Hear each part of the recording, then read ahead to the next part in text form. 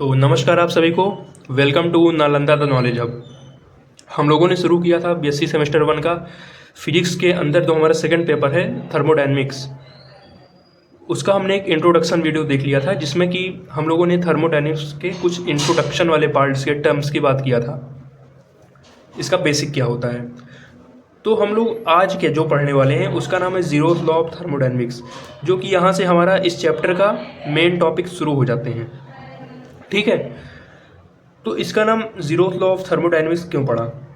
क्योंकि जो हमारा जीरोथ लॉ है ये थर्मोडायनेमिक्स का एक बेसिक लॉ है, क्योंकि ये हमें जानकारी किसके लिए देता है? थर्मल इक्विलिब्रियम के बारे में जानकारी देता है। इक्विलिब्रियम क्या है? थर्मोडायनेमिक्स का बहुत ही बेसिक टॉपिक है, यानी शुरुआत में हम लोग इक्विलिब्रियम से ही शुरू करते हैं इस चैप्टर को या फिर इस पूरे फिजिक्स के ब्रांच को।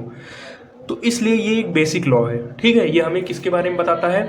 सिस्टम्स के टेम्परेचर के बारे में और उनके इक्विलिब्रियम अवस्था के बारे में बताता है। तो जब जीरोथ लॉ की खोज हुई तब उसके पहले हमारा फर्स्ट लॉ और सेकंड लॉ की खोज हो चुकी थी।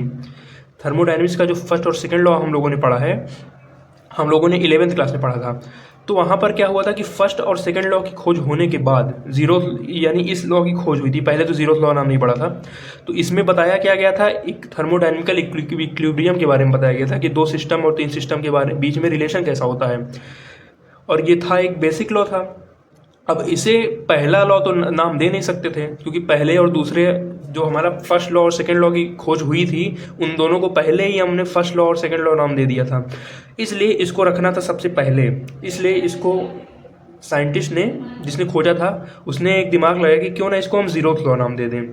तो इससे क्या होगा, हमारे जो फर्स्ट और सेकंड लॉ नाम दे दिया गया था उन दोनों को चेंज भी नहीं करना पड़ेगा और ये लॉ हमारा सबसे पहले जाकर रख भी उठेगा। तो यहाँ से हमारा शुरू आया था zeroth law of thermodynamics.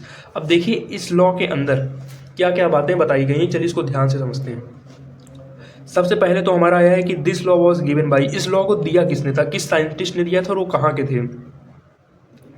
British physicist R H. Fowler. ठीक है, आर.एच. फॉलर ने इसे दिया था। ये यानी ब्रिटिश यानी ब्रिटेन के यानी इंग्लैंड के एक फिजिसिस्ट थे 1931 में। अब आगे हमारा क्या है कि इस लॉ का स्टेटमेंट क्या है, ये लॉ हमें बताता क्या है। तो सबसे पहले हमें ये जो लॉ हमें बताता है ये दो बॉडीज़ के बीच में या फिर दो सिस्टम के बीच में थर्मोडायनेमिक इक्विलिब्रियम के बारे में बताता है, एक हमें बेसिक आइडिया देता है। तो इसका स्टेटमेंट देखिए हमें लिखना क्या है। If two systems are separately in thermal equilibrium, मतलब कि अगर दो सिस्टम है separately thermal equilibrium with a third system. ठीक है, मान लेते हैं हमारे पास दो सिस्टम है। देखिए एक सिस्टम ए हो गया, एक सिस्टम बी हो गया।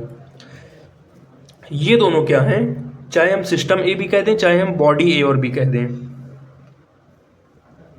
हमारे पास सिस्टम ए और सिस्टम बी हो गया। अगर ये दोनों अलग अलग इक्विलिब्रियम में हैं एक सिस्टम सी के साथ, ठीक है, हमारे पास सिस्टम ए हो गया सिस्टम बी हो गया। सिस्टम का मतलब क्या होता है? मैटर या फिर इस रीजन स्पेस का एक रीजन, एक भाग जिसका हम लोग अध्ययन करते हैं। हमारे पास मैटर यहाँ पर है, यहाँ पर है, और ये जो हमारा इक्विलिब्रियम में सी के साथ है और ये भी इक्विलिब्रियम में है सी के साथ है। अब देखिए अगर हमारा ये वाला सिस्टम सी के साथ साम्यावस्था में है और बी भी सी के साथ साम्यावस्था में है, तो साम्यावस्था में होने के लिए क्या होना पड़ता है? जो सिस्टम्स के बीच में, अगर मान लीजिए अलग से एग्जांपल है, सिस्टम 1 और 2 हमारे साम्यावस्था में है, तो बीच में जो वॉल लगेगी वो कंडक्टिंग वॉल लगती है, कंडक्टिंग वॉल। इसी को कहते हैं बाई थर्मल वॉल।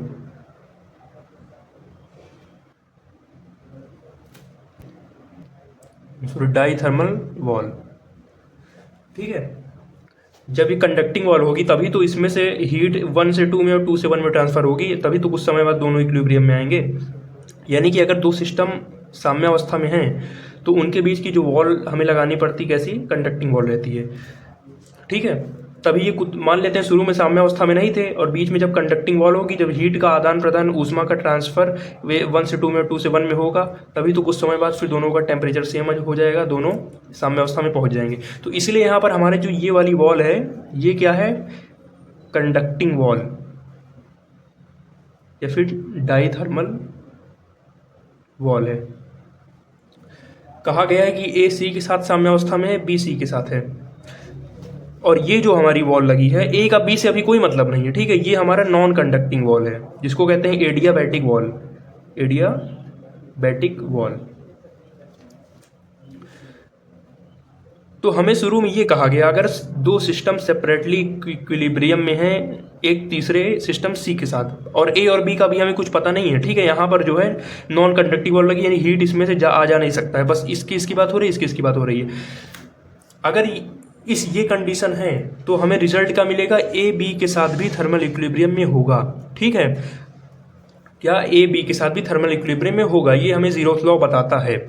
अब थर्मल इक्विलिब्रियम में होने के लिए क्या होना पड़ता था कि ये बीच में कंडक्टिंग वॉल होनी चाहिए थी, तभी 1 से 2 में पहले हीट जाती है, फिर 2 से 1 में जाती है, जिसमें ज़्यादा कम रहती है, तब साम्य अवस्था में आता है। लेकिन यहाँ पर क्या हुआ कि ए का बी से तो कोई रिलेशन ही यहाँ पर नहीं, कंडक्टिंग वॉल कोई लगी ही नहीं है, फिर भी ए और बी हमारे इक्विलिब्रियम में होंगे। क्यों हुआ, क्योंकि ए सी के साथ है, बी सी भी सी के साथ है, तो ए भी बी के साथ होगा, ये हमें बताता है ज़ीरोथ लॉ। तो अब हम लोग आते हैं अपने टॉपिक पर, ठीक है। If two system separately thermal equilibrium with a third system, then those two system must be thermal equilibrium with each other. यहाँ पर भी हमने डायग्राम बनाया है, देखिए ए हमारा सी के साथ थर्मल इक्विलिब्रियम में है, बी भी हमारा सी के साथ इक्विलिब्रियम में है, बीच में हमने कंडक्टिंग वॉल लगाई है ताकि हीट का ट्रांसफर ए से सी में, बी से सी में हो सके। तो हमें क्या देखने को मिलेगा कि ए भी बी के साथ थर्मल इक्विलिब्रियम में होगा, जरूर से जरूर होगा, ये है। अब ये चेक करने के लिए हम कैसे करेंगे, पहले तो ए सी के साथ था, बी सी के साथ था, यहाँ पे हमारा कंडक्टिंग वॉल लगी थी, यानी कि पहले कुछ हीट सी से ए में गया, ए से सी में आया होगा, फिर बी से सी में, बी फिर सी से बी में गया होगा, ताकि दोनों में जो हीट है वो बराबर हो जाए। फिर जब हमने कुछ समय बाद, ज़ीरोथ लॉ तो हमें डायरेक्ट बता देता है कि ए भी बी में थर्मल इक्विलिब्रियम होगा ए बी के साथ।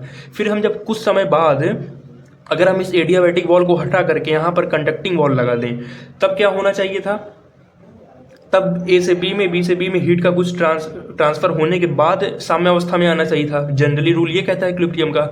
लेकिन हमने जैसे ही एडियाबैटिक वॉल हटा करके यहाँ पर कंडक्टिंग वॉल लगाया, तो हमें ये देखने को मिला कि ए और बी का हीट पहले से ही बराबर था, ठीक है, कोई भी हीट का ट्रांसफर नहीं हुआ। इसका मतलब क्या हुआ कि ए और बी पहले से ही साम्य अवस्था में थे। ऐसा हुआ क्यों, क्योंकि ए हमारा सी के साथ साम्य अवस्था में था, बी सी के साथ था, इसीलिए ए भी साम्य अवस्था में होगा बी के साथ। ये हमें बताता है ज़ीरोथ लॉ।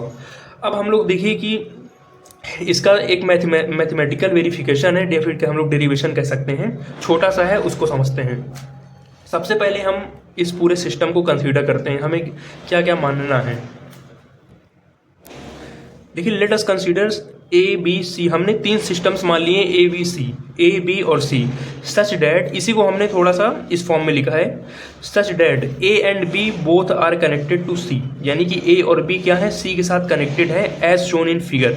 हम लोग यहाँ पर ये भी लिख सकते हैं कनेक्टेड टू सी विथ या विथ थ्रू कंडक्टिंग वॉल या फिर डाइथर्मल वॉल। इसका मतलब क्या हुआ, जो कि हीट को आदान प्रदान कर सके, ए से सी में, सी से ए में, और यहाँ पर बी से सी में, सी से ए में हीट आदान प्रदान होगा, तभी कुछ समय बाद दोनों थर्मल इक्विलिब्रियम में आते हैं। इसलिए यहाँ पर कंडक्टिंग वॉल लगाना जरूरी है। Shown in figure, if the system A and C are in thermal equilibrium, अगर सिस्टम ए और सी थर्मल इक्विलिब्रियम में है, and B and C are in thermal equilibrium, ये जो EQ लिखा है यानी कि इक्विलिब्रियम की बात हो रही है, और बी सी के साथ है साम्य अवस्था में, then according to this law, तब इस लॉ के अकॉर्डिंग क्या होना चाहिए, A and B are also in thermal equilibrium, यानी कि ए और बी भी थर्मल इक्विलिब्रियम में होंगे, ठीक है। ये हमारा हो गया पूरा ज़ीरोथ लॉ ऑफ थर्मोडायनेमिक्स। अब देखिए इसका मैथमेटिकल प्रूफ हम लोग कैसे कर सकते हैं। तो हमारा आता है यहाँ पर mathematical proof of zeroth law of thermodynamics. देखिए यहाँ पर आपको 1-2 चीज़ें जाननी होगी इसको समझने के लिए। सबसे पहले, the condition for thermal equilibrium between A and C may be expressed in the function form. अगर कोई दो सिस्टम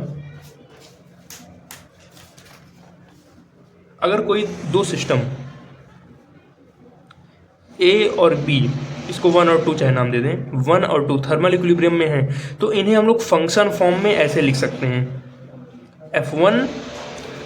देखिए किसी सिस्टम के थर्मोडायनेमिकल वेरिएबल क्या क्या होते हैं, एक तो प्रेशर होता है, वॉल्यूम होता है और टेम्परेचर होता है। तो इसे हम लोग इस तरीके से लिख सकते हैं कि पहले का फंक्शन, ठीक है, पहले सिस्टम का फंक्शन P, V बराबर होगा हमारा दूसरे सिस्टम का फंक्शन F2 ये हो गया P1 comma V1, P2 comma V2। और ये हमें क्या बताएगा, यानी कि पहले का टेम्परेचर बराबर है दूसरे का टेम्परेचर। अगर दो सिस्टम थर्मल इक्विलिब्रियम में है तो उनके टेम्परेचर बराबर होते हैं। तो हम लोग अगर कोई दो सिस्टम थर्मल इक्विलिब्रियम में है तो उसे इस फॉर्म में लिखा जा सकता है, यानी कि पहले का फंक्शन बराबर होगा दूसरे के फंक्शन के। इतनी बात ध्यान में रखना है, पूरा डेरिवेशन हो जाएगा। तो इसी को हम लोग आगे बढ़ा करके ऐसे लिख सकते हैं, F1 P1 V1 minus F2 P2 V2 बराबर हो जाएगा 0। और इन दोनों को कंबाइन फॉर्म में कैसे लिखेंगे, F ऑफ 1 2, यानी कि दोनों के फंक्शन को हमने मिला करके लिख दिया। और क्या क्या आ रहे हैं, P1 V1 P2 V2 equals to 0।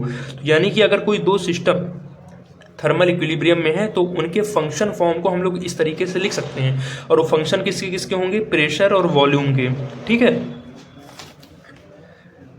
अब देखिए हमने लिख दिया ए और सी थर्मल इक्विलिब्रियम में है। अब हम लोग लिखेंगे सिमिलरली,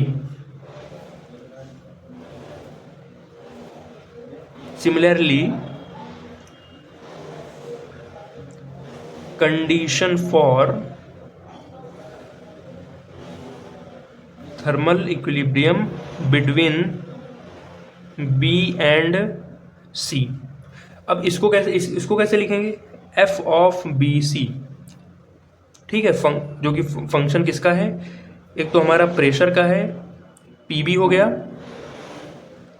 और किसका है, वॉल्यूम का है, और सी वाले का यानी कि पी सी, यानी सिस्टम सी के प्रेशर हो गया और सिस्टम सी का वॉल्यूम हो गया B C equals to 0। Equation 2 नाम दे दीजिए। अगर सिस्टम ए और सी थर्मल इक्विलिब्रियम में है तो उनके फंक्शन फॉर्म को इस तरीके से लिखा जाएगा। और अगर सिस्टम हमारे बी और सी थर्मल इक्विलिब्रियम में है तो उनके फंक्शन फॉर्म को इस तरीके से लिखा जाएगा। आप इसके पहले भी लाइन लिख सकते हैं कि हमारा पहले का फंक्शन बराबर होगा P A comma V A, ये बराबर होगा दूसरे के फंक्शन के, यानी कि F C P C V C. ठीक है, ए का फंक्शन सी के फंक्शन के बराबर होगा अगर ये थर्मल इक्विलिब्रियम में है। इसी को आप एक लाइन फिर ये लिख दीजिए, F A P A comma V A minus F C P C comma V C बराबर 0। ये हो गया। अब दोनों को कंबाइन कर दीजिए, एफ ए सी हो जाएगा और ये सारे टर्म सेम आ जाएंगे। इसी तरीके से आप लिखेंगे इसमें। अब आगे देखिए, solve equation 1 and 2 for V C. अब हमें क्या करना है कि इक्वेशन 1 एंड 2 को VC के लिए सॉल्व करना है, यानी कि हमको VC को उठा करके अलग करना है और सबको साथ में रखना है। तब हमें मिलेगा क्या, हमें मिल जाएगा VC is equals to F of AC, function AC हो गया, और PA VA और PC, equation 3।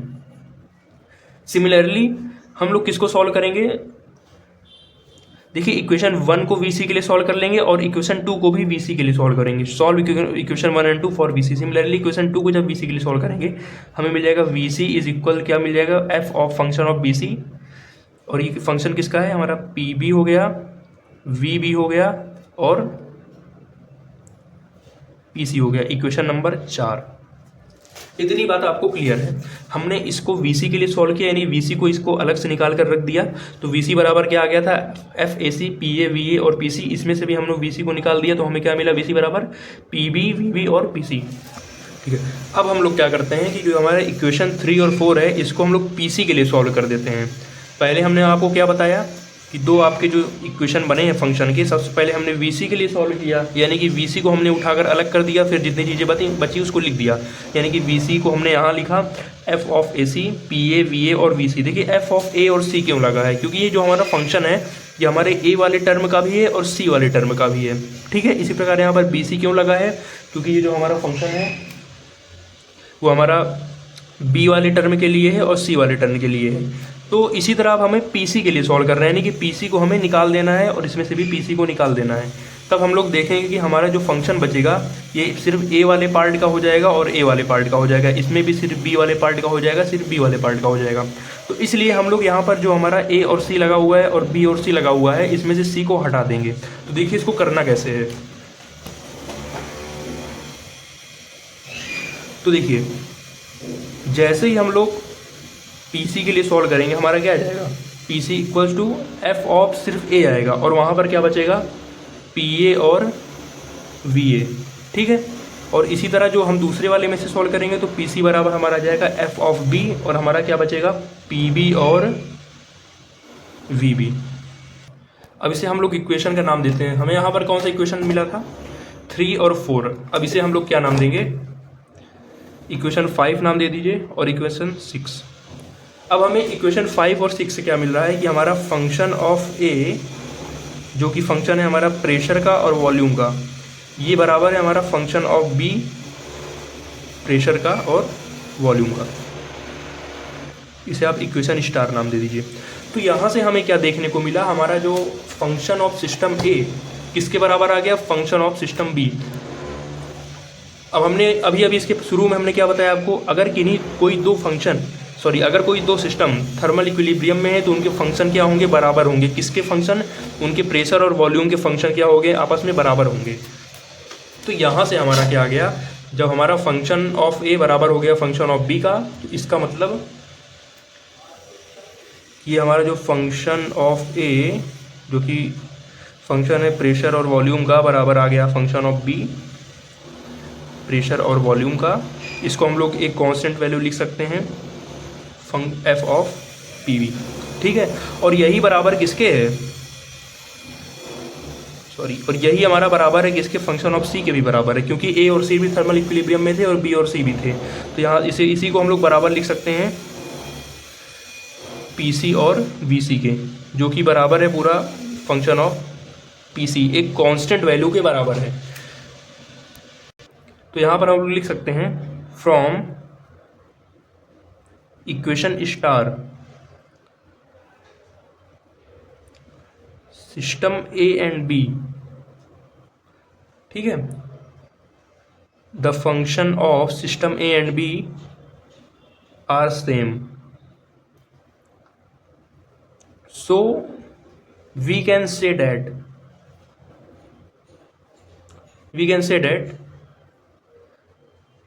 system A and B are in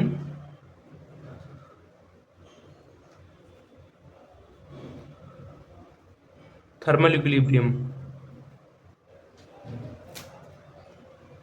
ठीक है।